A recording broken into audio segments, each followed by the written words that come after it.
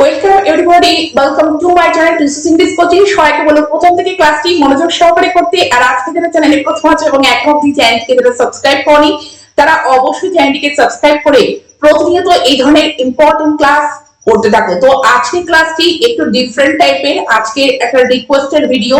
তো দেখো, তোমাদের সামনে বিভিন্ন ধরনের কম্পিটিটিভ এক্সাম রয়েছে। তো তোমরা দেখেছো যে তোমাদের প্যাসেজ ট্রান্সলেশন করতে হয়, তো কত সহজে এবং আমরা খুব সহজভাবে শিখে বিভিন্ন ধরনের প্যাসেজ সহজে ইংলিশে ট্রান্সলেট করতে পারি, তা আজকে ক্লাসের মাধ্যমে আমরা দেখে নেব।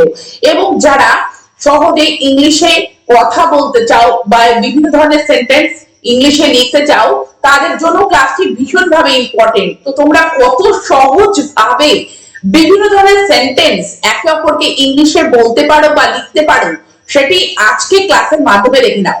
তো প্যাসেজটি কি হচ্ছে প্রথমে তোমরা একটুখানি দেখে নাও, তারপরে আমি প্রত্যেকটি সেন্টেন্স একের পর এক পুরো ট্রান্সলেট করে তোমাদেরকে বুঝিয়ে দেব।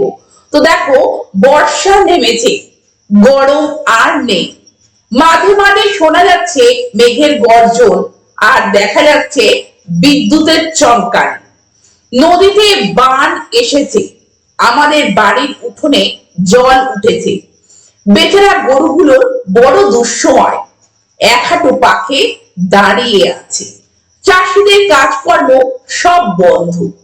তো এই প্যাসেজটা তোমরা দেখলে, এটা বাংলায় রয়েছে। এবার এটিকে আমরা কত সহজে এবং কত সরল ভাষায় ইংলিশে বলতে পারি সেটি এবার আমরা দেখে নেব। তো চলো আজকে ক্লাস শুরু করা যাক। তো দেখো, প্রথমে রয়েছে বর্ষা নেমেছে। তো নেমেছে, তোমাদের প্রত্যেকটি সেন্টেন্স যেমন আছে তেমনই ট্রান্সলেট করলে চলবে না, সেটির অন্তর্নিহিত অর্থটা তোমাদেরকে প্রথমে বুঝে নিতে হবে। তো দেখো, বর্ষা নেমেছে মানে বর্ষা শুরু হয়েছে। তো সেন্টেন্সটিকে তোমরা কিভাবে বলতে পারো? দেখো, the rains have set in বা the rainy season has started। এবার বুঝে নাও। দেখো, রেনের যে প্লুরাল ফর্ম রেইনস, সেটিও মানে বর্ষাকাল, একটা সিজনের নাম। তো দ্য রেইনস, সেই জন্য দেখো হ্যাভ লেখা হয়েছে এবং সেটিং মানে শুরু হয়েছে। তো ভি3 ফর্ম সেটের সেট, তো সেট ইন মানে শুরু হয়েছে। তো সেট ইন এর পরিবর্তে তোমরা স্টার্ট ও দিতে পারো, কিন্তু আমরা প্রেজেন্ট পারফেক্ট টেন্সে যখন লিখবো তখন দেখো দ্য রেইনি সিজন বা দ্য রেইনস হ্যাভ স্টার্টেড লিখবো। যদি সেটিং আমরা না লিখি, স্টার্ট দিয়ে লিখি, তো সেক্ষেত্রে আমরা স্টার্টেড লিখবো। কেন? এটি আমরা প্রেজেন্ট পারফেক্ট টেন্সে লিখছি, যেখানে আমাদের স্ট্রাকচারটা হচ্ছে সাবজেক্ট প্লাস হ্যাজ বা হ্যাভ, তারপরে ভার্বের ভি3 ফর্ম। তোমরা প্রত্যেকটা সেন্টেন্স বুঝে নিয়ে নিজে করবার প্রথমে চেষ্টা করবে, তারপরে আমার আনসারটি শুনবে। তো দেখো, দ্য রেইনি সিজন বলতে পারো, দ্য রেইনস বলতে পারো, বা দ্য মনসুনও বলতে পারো। যে দ্য মনসুন হ্যাজ স্টার্টেড বা হ্যাজ সেট ইন, শুরু হয়েছে। তো তোমরা এই তিন রকম ভাবে যে কোনো একটি লিখতে পারো বা বলতে পারো। এবার পরের সেন্টেন্সটি দেখো, গরম আর নেই, গরম আর নেই মানে এখন আর গরম নেই। তো কিভাবে বলতে পারো? ইন্ট্রোডাক্টরি আমরা ইট দিয়েও বলতে পারি, আমরা দেয়ার দিয়েও বলতে পারি। তো দেখো, গরম নেই, এখানে সাবজেক্ট কিন্তু আমরা পাচ্ছি না, সেজন্য it is what no more, গরম আর নেই, এভাবে বলতে পারো। বা there is no hot anymore, তোমরা এনি মোর দিয়েও বলতে পারো। তো দেখো, এনি লঙ্গার বা এনি মোর একই ভাষা। তো যেখানে আমরা নো শব্দটি রাখবো, সেখানে নো মোর শব্দটি কিন্তু আর আমরা এই অ্যাডভার্বটিকে প্লেস করতে পারবো না, সেখানে আমাদেরকে অ্যাডভার্ব প্লেস করতে হবে এনি মোর। সেই জন্য there is no hot anymore, তোমরা কিন্তু এইভাবে বলতে পারবে না যে there is no hot no more, এইভাবে কিন্তু বলা যাবে না there is no hot anymore. বা তোমরা এইভাবে বলতে পারো there is hot no more, এইভাবে বলতে পারো। তো নো মোর যেখানে আমরা প্লেস করব, সেখানে নো শব্দটি কিন্তু আর থাকবে না। আর নো শব্দটি যেখানে আমরা প্লেস করব, সেখানে কিন্তু আমরা এনি মোর বা এনি লঙ্গার এরকম করে আমরা কিন্তু একবার প্লেস করে বলতে পারি যে গরম আর নেই। এবার পরের সেন্টেন্সটিকে দেখো, মাঝে মাঝে শোনা যাচ্ছে মেঘের গর্জন আর দেখা যাচ্ছে বিদ্যুতের চমকানি। তো সেন্টেন্সটাকে প্রথমে দেখলে তোমাদের কাছে মনে হতে পারে যে কঠিন, কিন্তু দেখো ভেঙে ভেঙে বুঝে নাও। মাঝে মাঝে মাঝে মাঝে শোনা যাচ্ছে মেঘের গর্জন। তো দেখো মেঘের গর্জন আমরা শুনতে পাচ্ছি, যে আমাদের দ্বারা শোনা যাচ্ছে, আর বিদ্যুতের চমকানি আমাদের দ্বারা দেখা যাচ্ছে। তো সেন্টেন্সটি কিন্তু প্যাসিভে রয়েছে, প্রথমে এটা বুঝে নাও। তো দেখো এবার আমরা সেন্টেন্সটিকে কিভাবে ইংলিশে বলতে পারি। দেখো এভরি নাও এন্ড দেন, মাঝে মাঝে বলতে তোমরা এভরি নাও এন্ড দেন বলতে পারো, বা সামটাইমসও বলতে পারো, সামটাইমসও বলতে পারো, বা এভরি নাও এন্ড দেন বলতে পারো। এবার দেখো মেঘের গর্জন শোনা যাচ্ছে, মেঘের গর্জন। তো মেঘের গর্জনটাকে কি বলতে পারো? The rumbling of clouds is hard. এখানে বাই আসটা উজ্জ্ব আছে, বাই আসটা আমাদের লেখার দরকার নেই। তো দেখো এখানে ইজ কেন বসলো?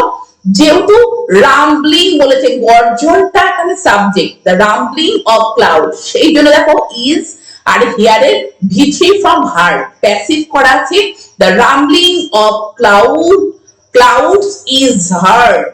এবং দেখো আর দেখা যাচ্ছে বিদ্যুতের চমকানি, এবং the flashes of lightning are seen। এখানে ফ্ল্যাশ তার প্লুরাল ফর্ম ফ্ল্যাশেস, সেই জন্য দেখো এখানে subject flashes of lightning are seen, মানে দেখা যাচ্ছে। তো আমাদের দ্বারা কি হচ্ছে, গর্জন আমরা শুনতে পাচ্ছি আর বিদ্যুতের চমকানি আমরা দেখতে পাচ্ছি। এটা কেমন করে দেখতে পাচ্ছি? মাঝে মাঝে, এভরি নাও এন্ড দেন বা সামটাইমস। এবার পরের সেন্টেন্সটিকে দেখো, নদীতে বান এসেছে, মানে নদী প্লাবিত হয়ে গিয়েছে। তো এই যে প্লাবিত হয়ে গিয়েছে, তো কিভাবে আমরা বলবো? দেখো দুভাবে বলতে পারি, আরো অনেক রকম ভাবে বলতে পারি। তো এখানে দুরকম ভাবে দেখো, the river is in স্পেড।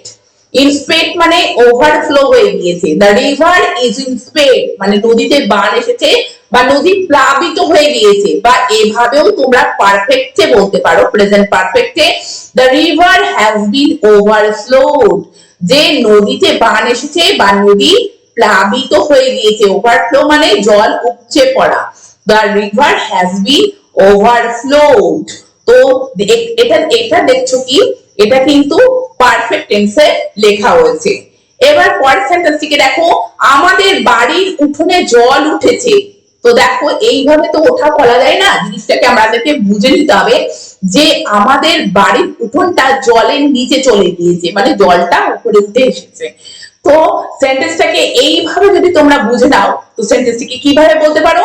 Hour courtyard is under water, our courtyard is under water মানে আমাদের বাড়ির উঠোন। তো দেখো সাবজেক্ট কি, এখানে বাড়ির উঠোন, তারপরে আমাদেরকে একটা ভার্ব বসাতে হবে, ইজ কোথায়? আন্ডার ওয়াটার জলের নিচে, মানে কি যে আমাদের বাড়ির উঠোনে জল উঠেছে। পরের সেন্টেন্সটিকে দেখো, বেচারা গরুগুলোর বড় দুঃসময়, মানে বেচারা গরুগুলো, এই যে বেচারা গরুগুলো, তার জন্য আমরা কোন ইংলিশ ওয়ার্ড লিখতে পারি? বড় দুঃসময়। তো কিভাবে লিখতে পারো? দেখো, it is hard time for the poor cows, it is hard time for the poor cows মানে কঠিন সময়, মানে ডিফিকাল্টিজ একটা ব্যাপার। তো ইট ইজ হার্ড টাইমও বলতে পারো, বা ইট ইজ টাফ টাইমও বলতে পারো। It is tough time for the poor cows, poor মানে এখানে গরিব নয়, বেচারা মানে অভাগা বোঝানো হয়েছে, for the poor cows, it is hard time for the poor cows. এবার পরের সেন্টেন্সটিকে দেখো, এক হাঁটু পাকে দাঁড়িয়ে আছে, এক হাঁটু পাকে দাঁড়িয়ে আছে। কারা? ওই গরুগুলো এক হাঁটু মানে পাক অর্থাৎ কাদায় দাঁড়িয়ে আছে। কিভাবে বলবে? দে stand knee deep in mud, বা এভাবে বলতে পারো they are standing knee deep in mud। knee deep বলতে হাঁটু ডোবা কাদায় তারা দাঁড়িয়ে রয়েছে, they are standing ও বলতে পারো বা they stand ও বলতে পারো। কারা? গরুগুলো, তার জন্য দে। তারপরে দেখো এখানে ভার্ব স্ট্যান্ড দাঁড়িয়ে আছে, এক হাঁটু knee deep in mud মানে এক হাঁটু ফাঁকে তারা দাঁড়িয়ে আছে। পরের সেন্টেন্সটিকে দেখো, চাষিদের কাজকর্ম সব বন্ধ, মানে চাষিরা তাদের কাজকর্ম সব বন্ধ করে দিয়েছে। তো সেন্টেন্সটিকে কিভাবে বলতে পারো? all the activities of farmers are at a standstill, all the activities of farmers R at a standstill, standstill মানে থমকে যাওয়া বা halt, বন্ধ হয়ে যাওয়া। তো দেখো এখানে all the activities of farmer, চাষীদের সমস্ত কাজকর্ম কি হয়েছে আর at a standstill মানে বন্ধ হয়ে গিয়েছে।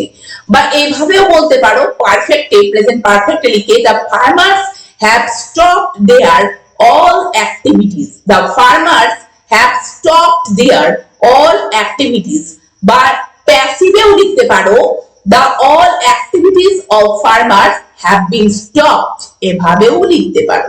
তো দেখো চাষীদের কাজকর্ম সব বন্ধ, মানে চাষীরা আজ কাজকর্ম করতে পারছে না এত বৃষ্টিতে।